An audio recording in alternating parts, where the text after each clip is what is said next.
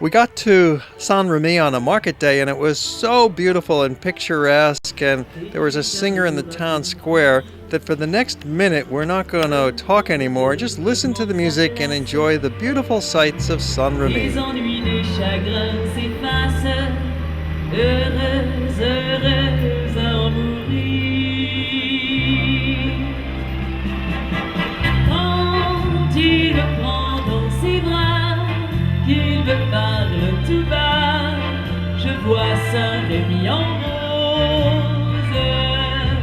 Il m'a dit des mots d'amour, des mots de tous les jours, et ça me fait quelque chose.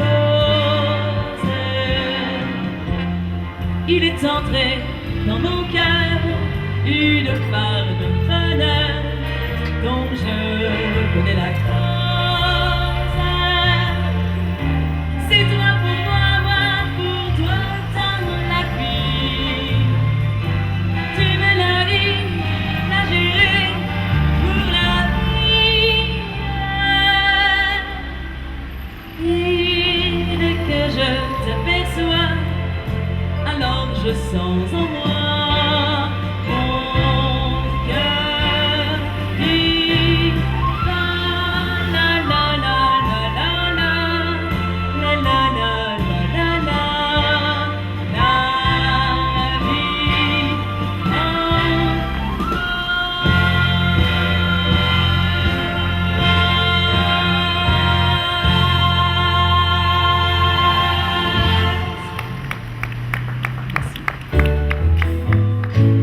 Saint-Remy is a very small village. The old town used to be surrounded by a circular wall, and it's less than a half a mile across.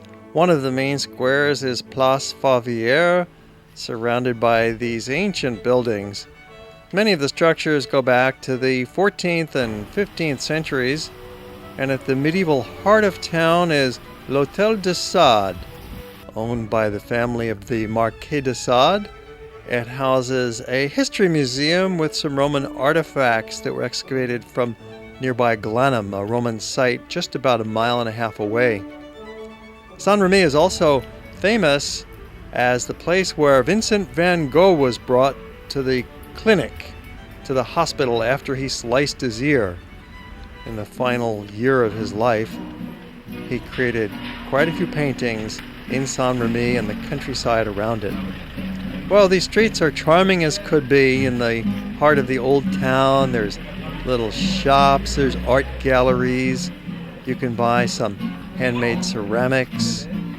There's a lovely cheese shop and bakeries and little restaurants, of course, and a little bit of sidewalk entertainment.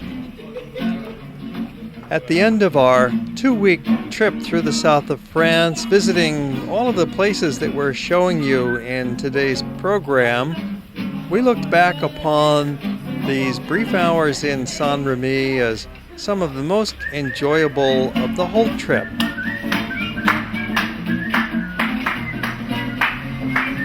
It's the archetypal Provençal village. While it may not have any spectacular monuments or ruins, it has got a special charm of its own and a favorite son. The most famous person who lived here is probably Nostradamus, the man who could see into the future. He was quite the scholar back in those days, and there's a fountain that's dedicated to him right in the heart of the old village. Locals out for a walk on Wednesday market day. The town is quite lively on a Wednesday. All the dogs are out and the friendly people, and the shops are open. Provence is very famous for its pottery. A lot of handmade pottery, and the yellow and green are the theme colors of Provence in the fabrics as well as in the ceramics. A little hard to bring home, but you might get a small piece and pack it carefully. We're now just outside the old town on the main road that runs around it in a circle, and here's those knobby trees that were painted by Van Gogh so frequently. The road follows the circular route that the wall that enclosed the town followed back in the old days.